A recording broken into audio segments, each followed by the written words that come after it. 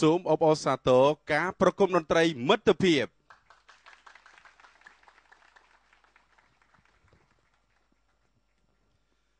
សូមគោរពលោកលោកស្រីទូរទស្សនិកជនដែលកំពុងតាមដានទស្សនាការផ្សាយផ្ទាល់កម្មវិធីពិសេសរបស់ទូរទស្សន៍កម្ពុជាទាំងក្នុងនិងក្រៅប្រទេសជាទីគោរព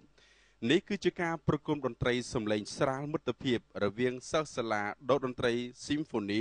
រួមនឹងសិស្សនិស្សិតមកពីសាកលវិទ្យាល័យភូមិន្ទនិងវិចិត្រសិល្បៈនិងក្រុមសិល្បៈអន្តរជាតិវ័យក្មេងស៊ីមហ្វូនីមកពីទីក្រុងហុងកុងចាស់ហើយនៅក្នុងនោះយើងខ្ញុំទាំងពីរនាក់សូមជម្រាបជូនដល់អាដាមលោកជំទាវលោកស្រីអ្នកនាងកញ្ញាទ្រុទស្សនិកជនថានេះគឺជាការប្រគំតន្ត្រីមិត្តភាពដែលសហការដោយទូរទស្សន៍ជាតិកម្ពុជាសាលាដកតន្ត្រីស៊ីមហ្វូនីនិងមហាវិទ្យាល័យដកតន្ត្រីនៃសាកលវិទ្យាល័យភូមិន្ទវិចិត្រសិល្បៈលោកលោកស្រីទ្រុទស្សនិកជនជាទីគោរពយើងខ្ញុំក៏សូមជម្រាបជូនព្រមថាការផ្សាយផ្ទាល់នេះក៏មានការអញ្ជើញចូលរួមនិងផ្ដល់វត្តមានដ៏ខ្ពង់ខ្ពស់ពីឯកឧត្តមម៉ៅអយុធរដ្ឋលេខាធិការក្រសួងព័ត៌មានរួមនឹងវត្តមានឯកឧត្តមគួងកន្តរាអនុរដ្ឋលេខាធិការក្រសួងវប្បធម៌និងវិចិត្រសិល្បៈសូមអបអរសាទរ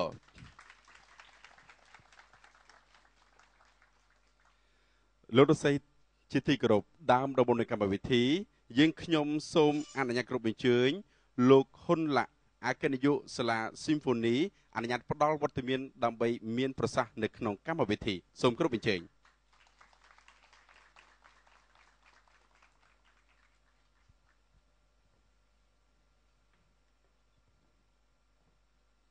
សាយ័ន្តសួស្តីសូមគោរពអាដាមម៉ៅអយុធរដ្ឋលេខាធិការក្រសួងព័ត៌មានសូមគោរពអាដាមរដ្ឋលេខាធិការអនុរដ្ឋលេខាធិការ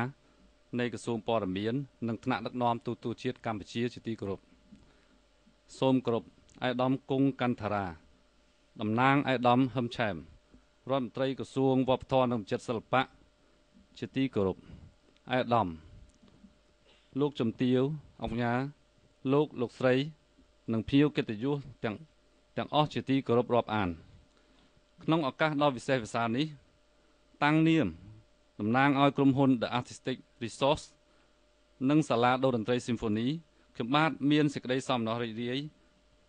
ដែលបានធ្វើការរៀបចំនៅកម្មវិធីប្រគំតន្ត្រីសប្បុរសធម៌នេះ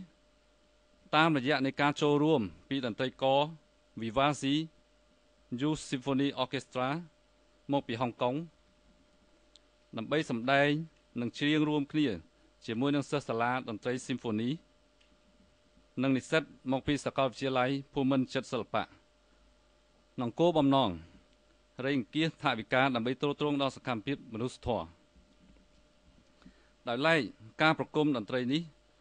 មានសិស្សសាលាដកតន្ត្រីស៊ីមហ្វូនីនិស្សិតសាកលវិទ្យាល័យភូមិន្ទវិចិត្រសិល្បៈនិងតន្ត្រីករ Vivaci រួមនឹងម្ចាស់ជ័យលាភីការប្រគំតន្ត្រីពិភពលោក Remy Wong និង Melody Wong ព្រមទាំងតន្ត្រីករហុងកុង Win Philharmonic